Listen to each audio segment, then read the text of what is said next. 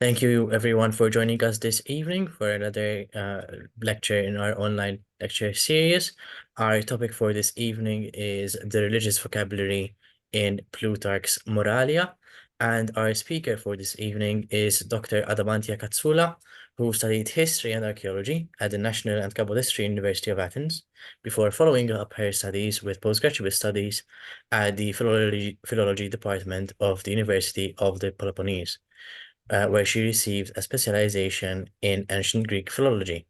She then continued her studies with doctoral studies at the Department of Philology at the University of the Peloponnese, researching the topic linguistic and stylistic approaches in Plutarch's Moralia. And her supervisor for her doctoral thesis was Professor Orestes Karavas, who is with us this evening again. So welcome, Professor. And with that, I'll hand over to you, Adamantia. Thank you. And I want to thank you, all of you, and I want to thank Malta Classics Association because you gave me the opportunity to speak about Plutarch. I'm very grateful to you.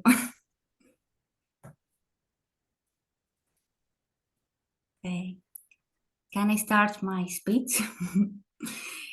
I will speak to you about the religious vocabulary in Plutarch's Moralia. Plutarch was closely associated with the oracle of Delphi, having been high priest of Apollo for over 20 years. This, however, his intense religiosity beyond the performance of the priestly function, he also recorded lexicographically in the corpus of Moralia, as he proceeded to the construct of several άπαξ λεγόμενα, which are connected to the field of religion. However, his intense verbal interest in the religious world is also demonstrated by the fact that he shed light on unexplored theological aspects of antiquity through the citation of a series of festivals, definitized priestly positions, Pythian terms, and some rare religious words we find exclusively in his work. The Chaeronian author was also initiated into the Dionysian Mysteries, a fact that exerted significant lexical effects on him, because in the works of Moralia he made extensive use of the mystical terminology. We will start our religious reference from the άπαξ λεγόμενα and in Moralia, and more specifically from the verb phaliphoreo, which corresponds to deicide and osiride. The present linguist construction is used to denote the carrying of a phallos in the context of a cultic procession in order to honor the god Osiris. This lexical creation of Plutarch has a Dionysian flavor because it calls to mind the falling chants in honor of the god Dionysus, as well as the determinative of him, Phalin. Two other linguistic creations of Plutarch which emit some religious flashes, as they take us to an important institution of ancient Greece, that of supplication, are the compound verbs adilitanevo and adiproskinevo, which are embedded with a pair of synonymous terms and answer in the treatise Adversus Colotem. The Chaeronian author was led to the lexicography of this in order to emphasize the return of Epicurus worship to Colotis. The choice, in fact, of the preposition adi as the first component of the two words serve this reciprocal framework of mutual respect. Apart from supplication, another important area of religion that Plutarch utilized verbally is that of divination, as he formed the terms exionizome and disiereo, which are related to it. The compound verb exionizome corresponds in questiones Romane, and the philosopher created to emphasize that the Romans considered it a bad omen for daughters to marry during the holy days. In the genius Socrates, we find the term disiereo, which is used to denote the performance of a sacrifice with unfavorable omens.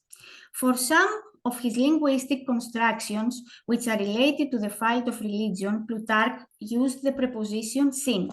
We find the verbs synorgiazo and silatrevo in the treatise De Facie in Orbe Lunae. With synorgiazo, which is a term that refers us to the mysteries and orgiastic rites of antiquity, the prose writer points to the joint participation of demons around the various orgiastic rites. With the Scylla Trevo, the Heronian author was led to emphasize the joint worship and service to the gods. Another lexical construction of the philosopher, which has as its first compound the preposition syn, is the compound word synepithiazo, and answers in the Pythia oraculis. Through the linguist fermentation of the specific term, Plutarch emphasizes the divine intervention, but also the sanctifying action of the god Apollo in the oracle of Delphi. Another terminus technicus, which is a linguist construction of Plutarch, is the verb aphagnevo. The prose writer for this linguist dot used as raw materials the preposition apo, as well the religiously colored adjective agnos, in order to declare the sanctification and purification of virtual souls from the miasma of the body. We will now move on the morphology of the name and more specifically to the religious adjectives, which are linguistic creations of Plutarch. The άπαξ λεγόμενων εκθήσιμος corresponds in the treatise De Curiositate, and for its construction, the Heronian author used the preposition ek and the verb theo to refer to something sacrilegious that must go through a process of purification. In this case, the prose writer, using a metaphorical tone, talks about the hearing of the curious beings, which is mixed as it attracts the infectious narratives, which is good to go through a process of purification. Another creation of Plutarch is the epithet athiastos, which occurs a total of 3 times in Moralia, and more specifically twice in Amatorius and once in the Defectum Oraculum. In Amatorius, it is used to indicate that there is a kind of range which is not devoid of divine origin, while in its second appearance in the erotic court, the prose writer chose to place it in the form of an substantive adjective in order to indicate that the divine is not uninvolved in the excitement of lovers. In the Defectum Oraculum, the philosopher intervened to emphasize that the divination process is connected to divine inspiration. The first linguist materials used by Plutarch in the formation of his constructions are the deprived a and the verb thiazo, which were combined to create a word denoting one who does not have inspiration from the gods. But we can mention that although he himself baptized this word with the aforementioned meaning, in his treatises he used it with its inversion, because we see most of the time that is accompanied by a negation, and therefore in these ways incorporates within it the divine influence and impulse. This move of the prose writer reflects his godliness, but also his attempt to emphasize the divine interest in human things. Plutarch has constructed 2 terms, synieros and hierepsimos, using as linguist material an important religious adjective, the epithet hieros. The άπαξ λεγόμενων synieros answers in Amatorius, and the Heronian author created to emphasize the common worship they paid to the oracle of Delphi to Phrynis, the famous courtesan of antiquity, as well as to the god Eros through the performance of common sacrifices. In Questiones Convivales, we find the adjective hierepsimos, and the prose writer proceeded to lexiconize it in order to declare the one who is suitable for sacrifice. But in order to integrate it and acclimatize it in the semantic framework of his text, he accompanied it with the conjunction ουδέ, with an aphatic disposition precisely to emphasize that the fish were unfit for sacrifice according to Pythagorean reasoning. With reference to the construction of Plutarch's religious nouns, this is more limited, as in the corpus of Moralia we found only one word, the noun ikatasphesis, which takes on the meaning sprinkling the holy corpse with holy water. This term appears in the group of Moralia 3 times, and more specifically responds to the religious work, the Defectum Oraculum. This word, however, appears once again in parallel lives. It is noteworthy, however, that it carries a different semantic nuance, which refers to some Iberian custom according to which the highest officials in the hierarchical scale after the Lord had to die with him, thus showing their loyalty to him. The prose writer, therefore, gave a double semantic status to this linguistic construction of his, thus highlighting his propensity for polysemy.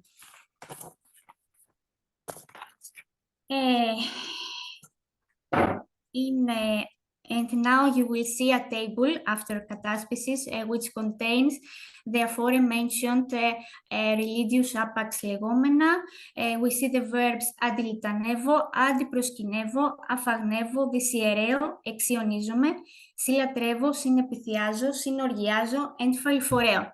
The adjectives αθίαστος, εκθήσιμος, ιερεύσιμος, συνήρος, and the noun kataspisis. In addition to the aforementioned, Plutarch also expressed his intense verbal religiosity through the citation of a series of festivals identifying deities, priestly offices, Pythian terms, and unique religious words we are found exclusively in Moralia. We will begin our reference to the world of celebrations from the following festive trilogy, which took place at Delphi every 8 years. Stepterion, Erois, and Charila. And information about this trilogy, it is quoted by the prose writer in Quaestiones Romanae. The first holiday in the hierarchical reference is Stepterion, and seems to have been a representation of the events which were related to the conflict between Apollo and Python. Erois was a celebration with Dionysian roots and a mystical tone, as it was attended by Theades, the followers of the god Dionysus, who were the only ones who knew the secret meaning of this celebration. In reference to the overt events connected with this ritual-specific holiday, this had to do with the invocation and return of Semele, the mother of Dionysus, from Hades to upper world. At the end of this chain of festivals, we meet Charila, who owes her name to an orphaned young girl who had taken refuge with the king of Delphi in order to ask for food because of the famine. But he himself, maintaining an inhuman and arrogant behavior, preferred to help the people who belonged to the upper social classes, and this resulted in him manifesting a violent behavior towards the little girl with noble morals. The girl, however, she killed herself because she could not stand the rude attitude of the king. Therefore, because of the unacceptable behavior of the king, god Apollo became angry and caused the manifestation of various diseases in Delphi. Pythia then prophesied that Charila should be propitiated so that the situation could be reserved. Thus, it was established that a purification ceremony should be held for Charila every 8 years. According to her etiquette, the king had to distribute barley and flour to all the citizens, regardless of whether they were residents of Delphi or came from another city. When the distribution of food was completed, the king would strike a child effigy of Charila, which had been brought there. Then the leader of the Theades took it to some place full of gorges, and there performed a reenactment of the hanging of the little girl. In the end, the effigy was buried exactly where the girl had been buried. The Delphic festival atmosphere is also preserved in the Exilio, where a reference is made to Metagitnia, which were held in honor of Metagitnius Apollo, who was the patron of relocation and maintaining good relations with neighbors. This festival was held during the month of Metagitniona to commemorate the migration of the residents of the Athenian municipality of Melitis to the municipality of Diome. However, apart from this internal migration, the warm welcome extended by the inhabitants of Diomeda to the Meliteans was also celebrated. Offering sacrifices was also included in the ceremonial framework of this celebration.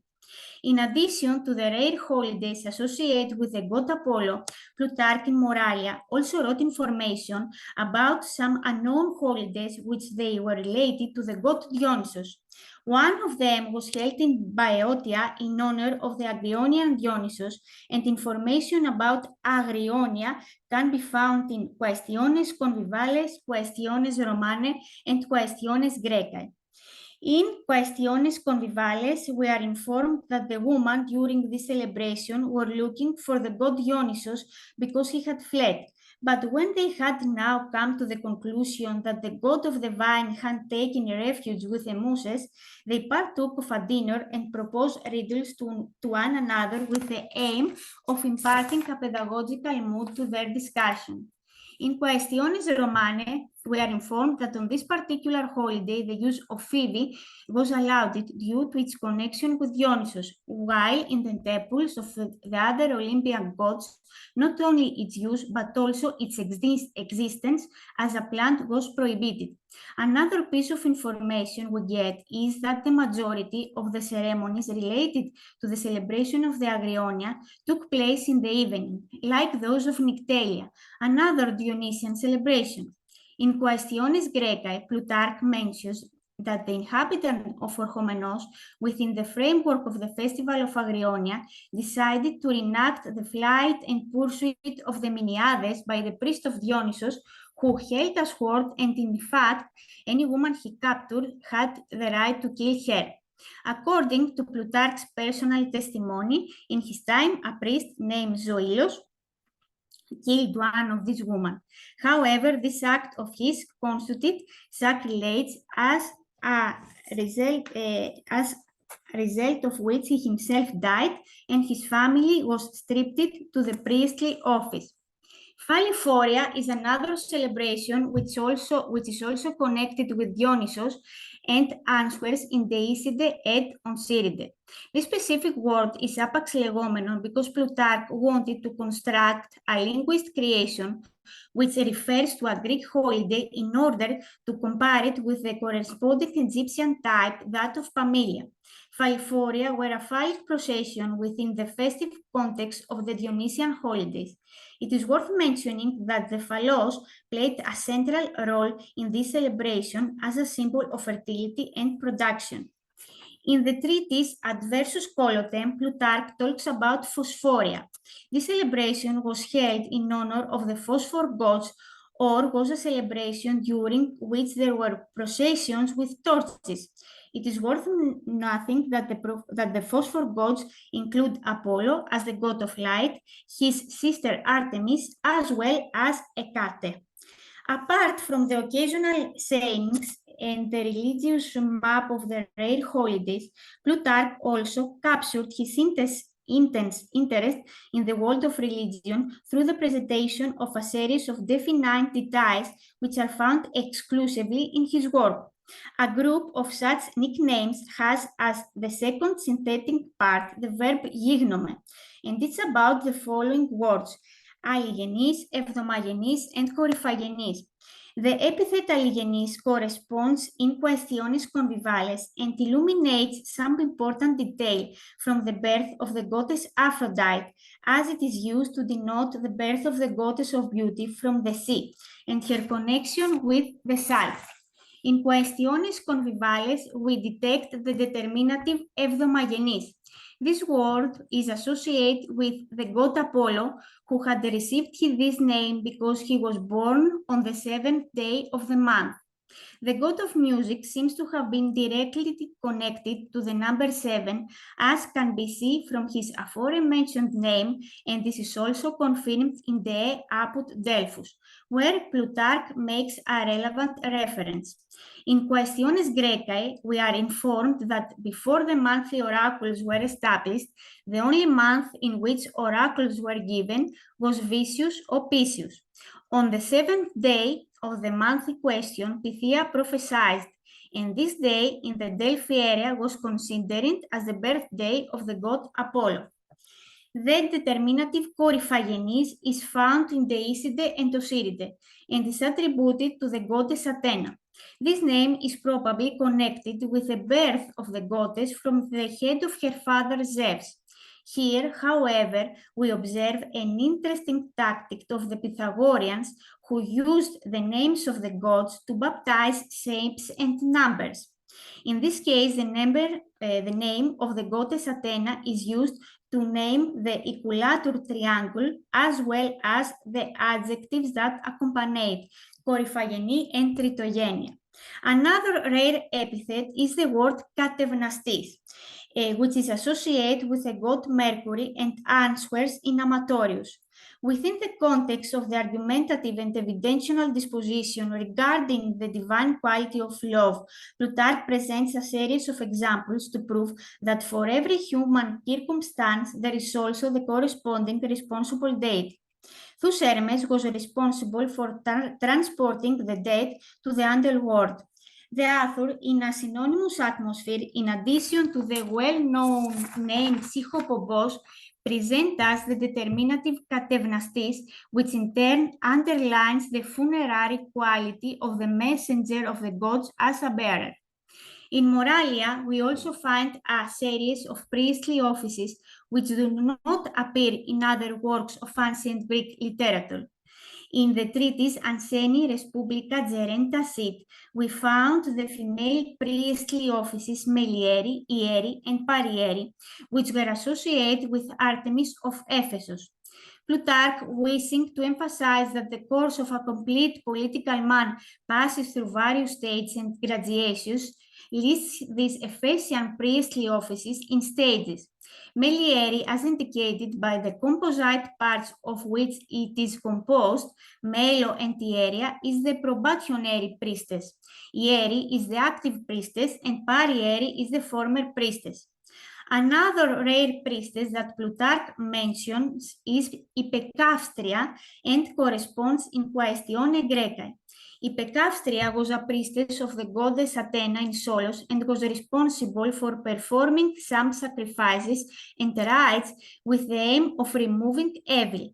Her name, therefore, is reflective and indicative of her role, as it includes the concept of burning.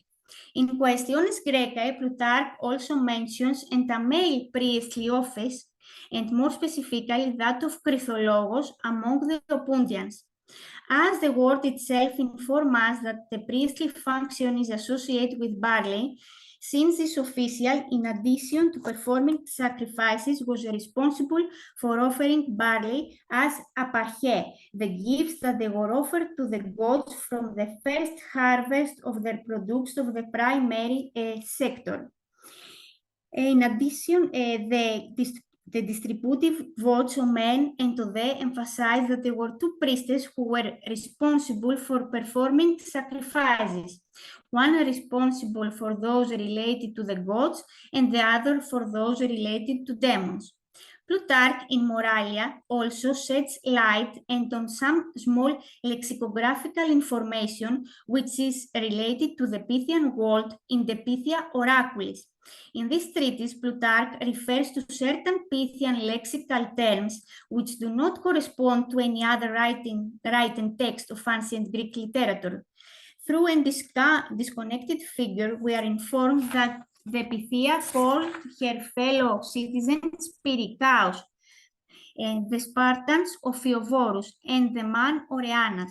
Even the river, she characterized it as Orebotas, that is like those who drink the mountains. We notice that the words of Pythias are imbued with this oblique and ambiguous fragrance with which performed her oracles to convey them to the Divita Nori audience.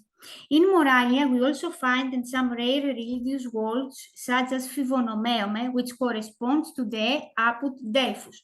It is a word of Thessalian origin and is used to denote the theological activity of the priestess there, who during the inauspicious days lived outside the city in order to follow a process of purification.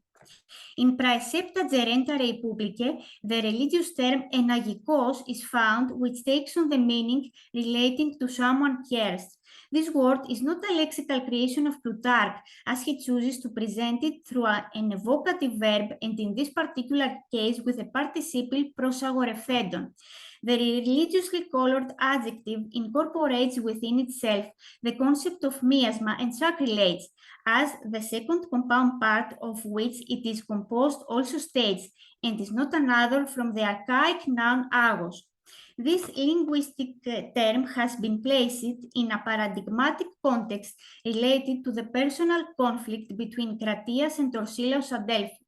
Crates even went so far as to kill Orsilaos and to kill some of his relatives who had taken refuge as beggars in the temple of Athena Pronia in Delphi.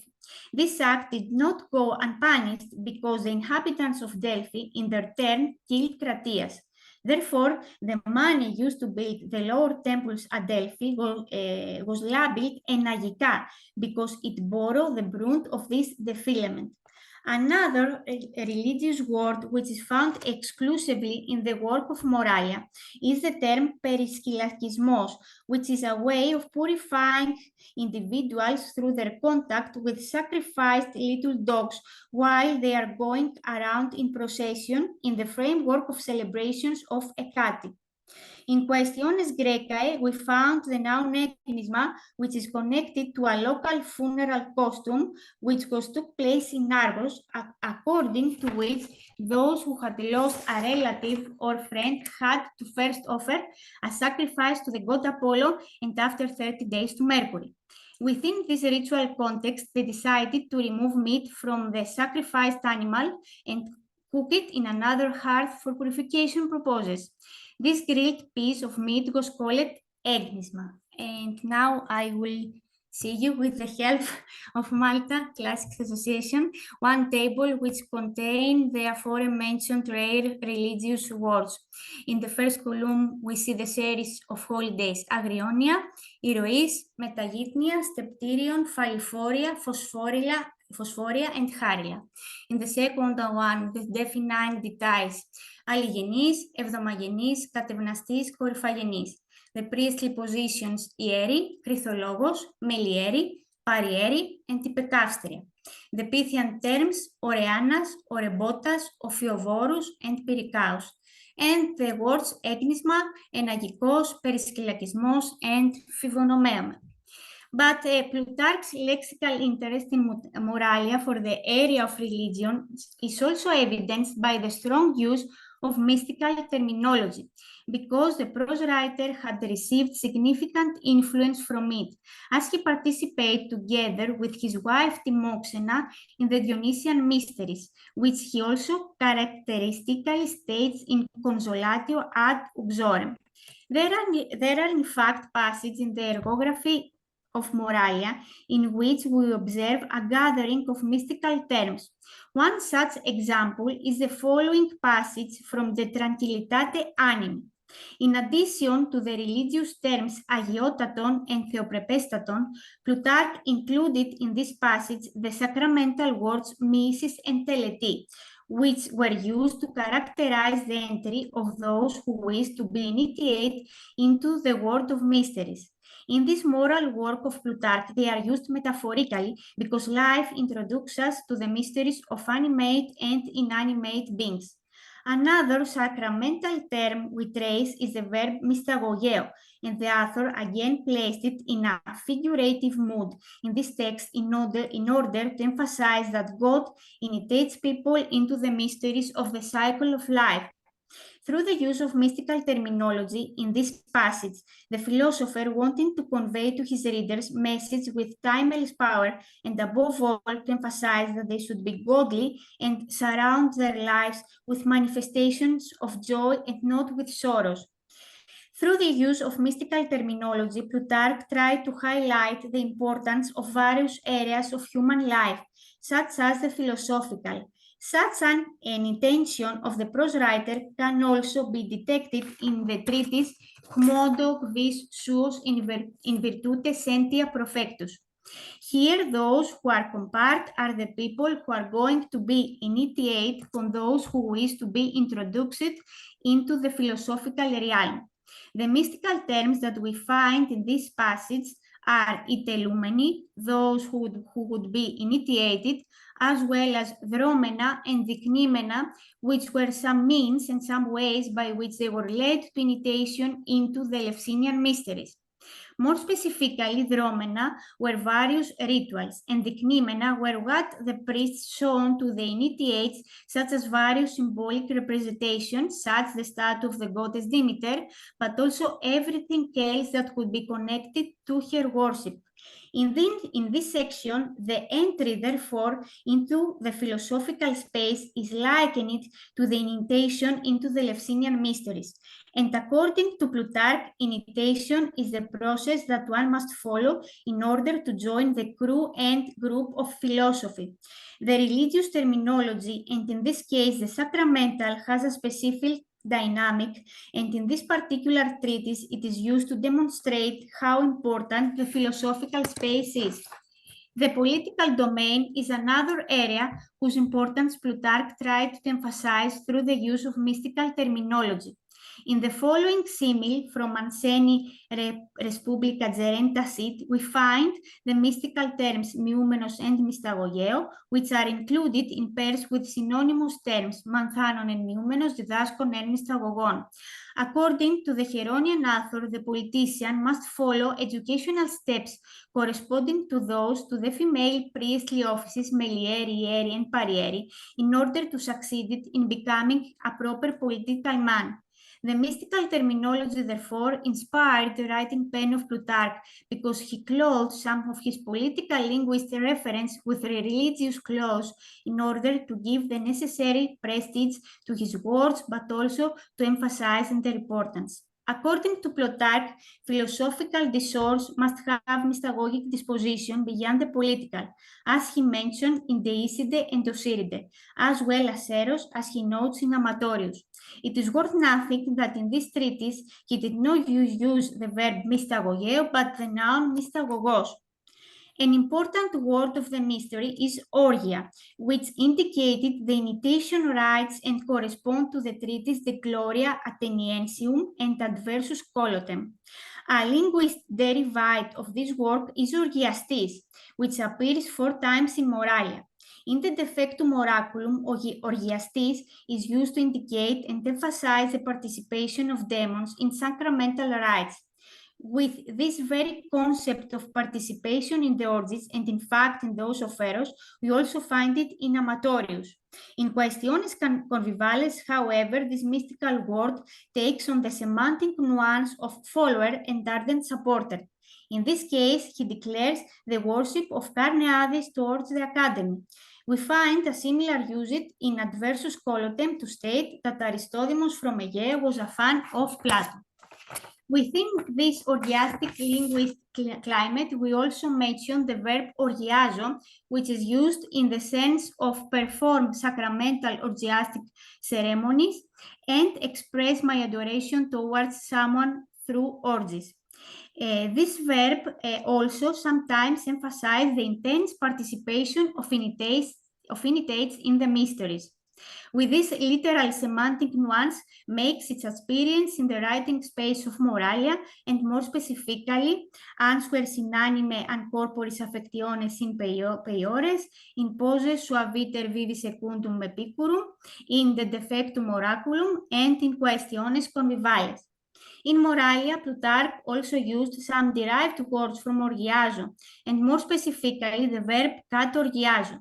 He included this word in a literal tone in the treatise De Defectum Oraculum Sit and Anseni Respublica Gerenta Sit, but also metaphorically in the writings Amatorius and De Garulitate. The verb katorgiazo is used to denote initiation into the mysteries, and in the Amatorius, these initiations took on metaphorical dimensions, as Plutarch presented the true lover as sprouting wings and being initiated into the orgiastic rites of Eros, dancing the heavenly dance. In the Garulitate, the verb katorgiazo takes on metaphorical dimensions there, as well as to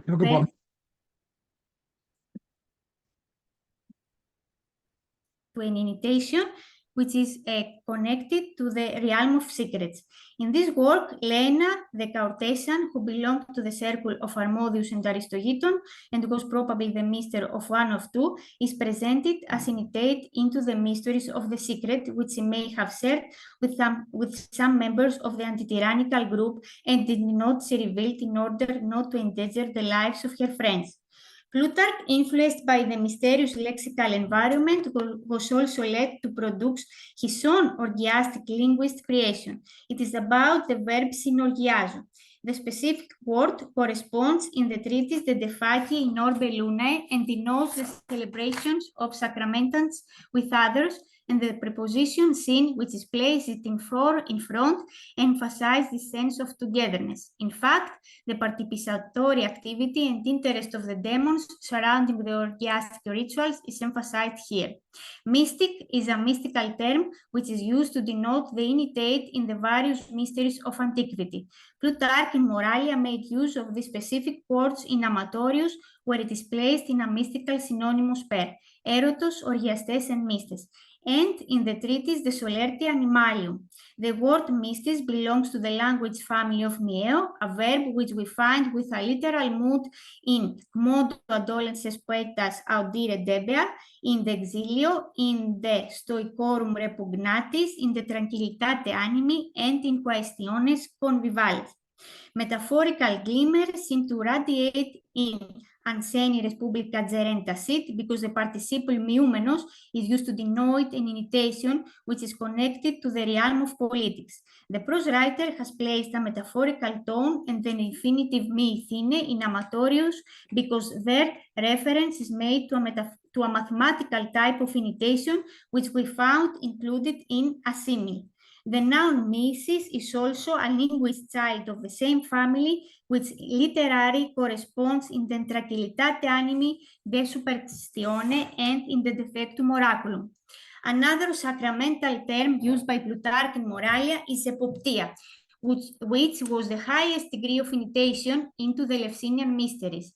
This religious word is found in the Quaestiones Convivales, and Plutarch chose to include it in this treatise in combination with the sacramental term teleti in order to emphasize the importance of the philosophical space. Plutarch, therefore, in the corpus of Moralia, made a strong use of mystical words. In addition to their literal use, we have seen him use them in a metaphorical tone, as well as several times incorporating them into similes. The mystical terminology seems to have been an important reservoir for the philosopher, from which he drew terms in order to use them in specific and important areas, such as the erotic, the political, and the philosophical. In this way, he was able to emphasize their importance, but also to surround his words with the necessary sanctity, because one of his aims was to rely message with universal force. Plutarch, therefore, was initiated into the area of ethics, and through his writings, we can characterize him as a mystagogos of truth and of humanity, but also of the moral mysteries of life in general. And now I will show you a table with mystical terminology that used Plutarch. We see the nouns epoptia, misis, mystis, mystagogos, orgie, and teleti. The verbs katorgiazo, mieo, mystagogeo, orgiazo, synorgiazo, and teleo, and the participles dicnymena and dromena. Thank you very much for your attention and for the help. Thank you.